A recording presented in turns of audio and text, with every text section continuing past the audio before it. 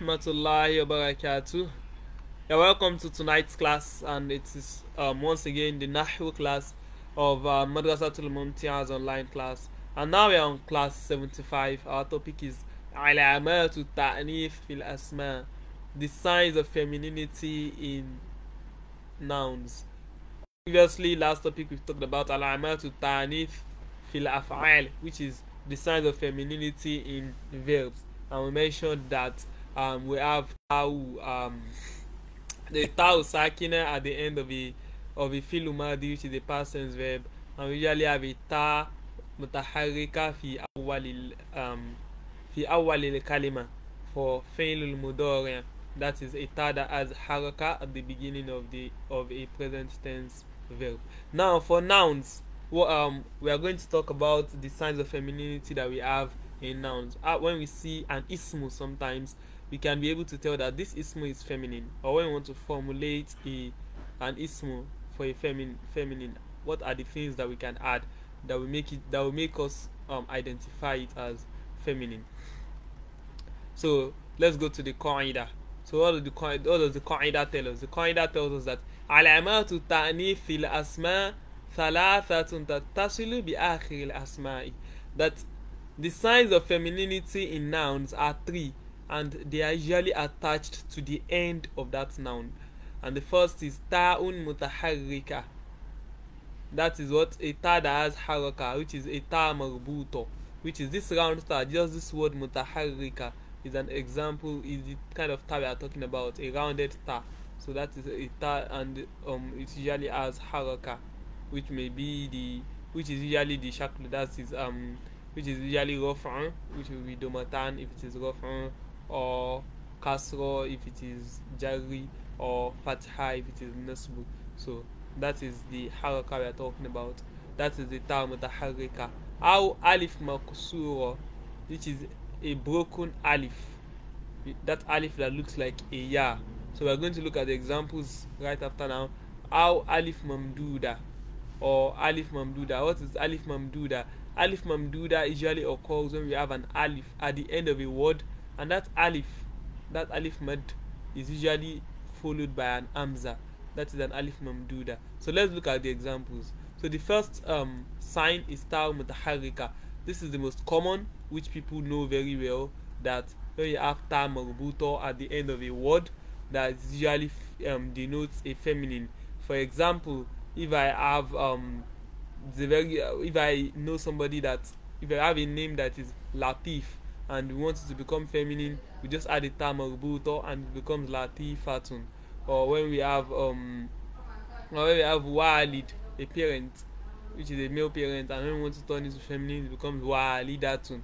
So this is a very common one, which most people already know. So when we see ta marbuto at the end of a word, it usually denotes feminine. For example, tuhsinu khadijatu at-tahya, that Khadija perfects cooking. So we can say khadijatu. So that ta marbuto already shows that what's like the feminine word. We already know that Khadija is female in that case. Najahat al-mujtahida, the female person that puts in effort, the one that puts in effort succeeded. So we know mujtahid, ijtahada yajtahidu, mujtahid, that's for the masculine. But for the feminine, we just add the ta marbuto and it becomes mujtahida, and we know that the person we are talking about is feminine. That is the most common one. However, ta marbuto is not the only sign of femininity in asma. We have two others. The second one is alif maksura, and if we look at example 5, we have an alif maksura after Layla. So we can see that the alif is not standing straight, and that is why it is called a shortened alif maksura. So alif maksura. Hazat Layla jaizatan. Layla earned a prize. Layla won an award. So that is the meaning of that word. So Layla. So when we see the name Layla, how do we know that she is feminine? It's simply because of that alif maksura that we can see after it. It shows that this is feminine. So we also have tashtari Salma fakihatan, that Salma bought a fruit. So Salma, how do we know Salma is feminine? Because of this alif maksura that we can see after Salma. So that shows us that Salma is feminine. And finally, the third one that we have is alif mamduda. So if we look at example 8, we can see alif mamduda. We explained earlier that alif mamduda is an alif mad at the end of a word and is usually followed by an amza. So we say dallatil amya'u at-tariqa. Dallatil amya'u at-tariqa. The blind woman lost her way. Dallatil amya'u at-tariqa. The blind woman lost her way. Or we see tuti'u asma'u ummaha. So asma is a feminine name, and how do we know it is feminine? Alif mamduda. You can see the alif at the end and it's followed by an amza.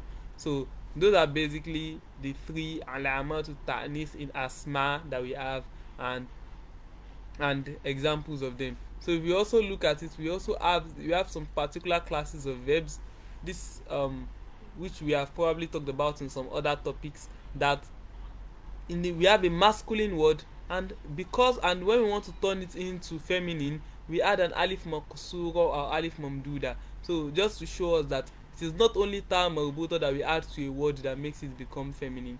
And an example where we add alif mamduda is abyadu. Abyadu means white. So we know that words in af'alu shape, they are usually they can signify color or a defect. So abyadu is in af'alu shape. But when we want to make it to become feminine, it takes the shape of what? Instead of af'alu shape, it becomes fa'la'u, using alif mamduda. So the masculine is abyadu, it means white, but the feminine is what? Bayido. So when we want to say something feminine is white, let's say for example a car, sayyarotun, is, so we want to say a white car, so what do we say? Sayyarotun bayido. So how do we know it is feminine? The femininity is shown by the alif mamduda. Similarly, a'ma, this is a defect. A'ma is blind, a blind person. So when you want to become feminine, it also becomes what? Fa'la'u, and that's why we have amya'u. So we saw our example here that dallatil amya'u tariqa. So the blind woman or the blind girl lost her way. So similarly, there are also some words that we change them to feminine by adding alif maksura, and one of them are words that are in the shape of fa'lan, like atushan, shabahan, and we also have what? Salman. So the feminine of Salman is what? Salma. That is where alif maksura comes in and turns that masculine Salman into a feminine, and we have what? Salma. And we also have shapes, words that are what? Ismu tafdil.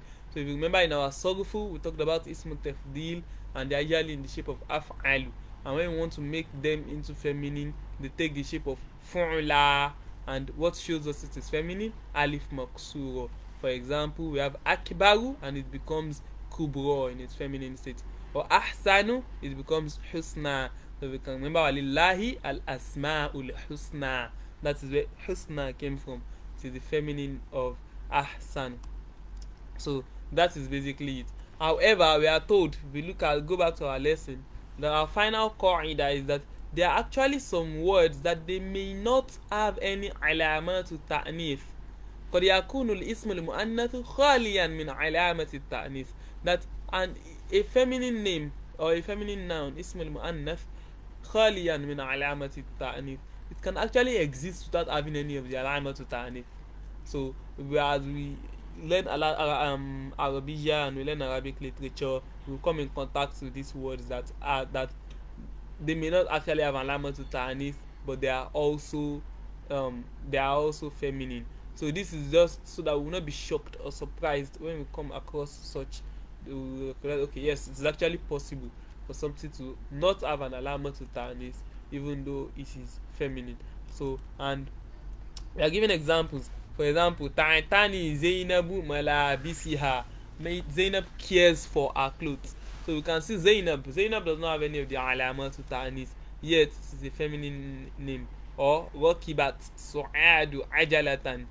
So Su'ad rode a wheel. So Su'ad is a feminine name in Arabiya. However, it does not have any alamat ta'anith.